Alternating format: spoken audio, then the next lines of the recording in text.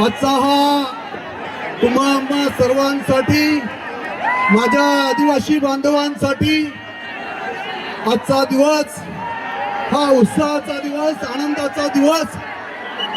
9 August हा जागतिक आदिवासी दिन म्हणून साजरा होत असताना देशभरामध्ये क्रांती दिन म्हणून हा दिवस साजरा होत असतो।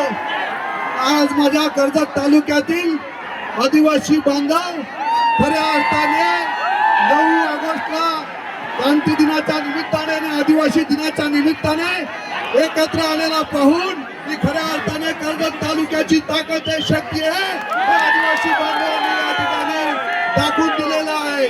आणि म्हणून आज आपण पाहतोय की आदिवासी समाजाची असणारी ही संघटना आणि या संघटनेच्या माध्यमातून दरवर्षीप्रमाणे या आदिवासी बांधव एकत्रपणे येऊन नेरळ पासून सुरू होणारी ही रॅली ही या कशाळे नाक्यावर या ठिकाणी येत असते आणि या माध्यमातून एक समाज, एक संघ आहे हे दाखवण्याचं काम माझा आदिवासी समाज या ठिकाणी एकत्रपणे करत असतो।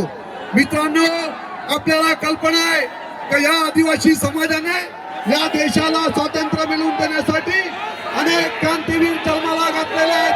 बिरसा मुंडा असतील, भगवान बिरसा मुंडा असतील, भांगरे असतील, वाघोजी भांगरे असतील, नाग्या कातकरी असतील, त्यांच्यासारखे महिलांसाठी सुद्धा नेतृत्व करणारे, आदिवासी महिलांचं नेतृत्व करणाऱ्या आपण राणी दुर्गावतीला पाहिलेला आहे। त्या आदिवासी महिला भगिनी म्हणून या साऱ्यांनी या समाजासाठी, संपूर्ण या भारत देशासाठी फार मोठं योगदान माझ्या आदिवासी समाजाने या ठिकाणी दिलेलं आहे। आणि म्हणूनच या मतदारसंघाचा आमदार म्हणून माझी ही दुसरी टर्म आहे आणि या दुसऱ्या टर्म मध्ये माझा आदिवासी समाज या कर्जत तालुक्यामध्ये मोठ्या प्रमाणात आदिवासी समाज या ठिकाणी राहत असल्यामुळे कर्जतच्या या कशाळेच्या नाक्यावरच या ठिकाणी आदिवासी भवन आपण या ठिकाणी उभारलेला आहे।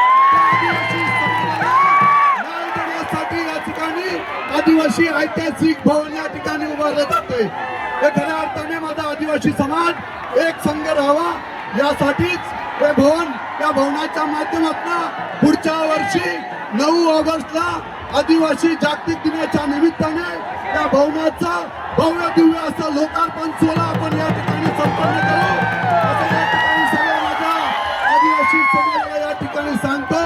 आज पुन्हा एकदा सगळ्यांना आदिवासी दिनाच्या मनपूर्वक शुभेच्छा देतो।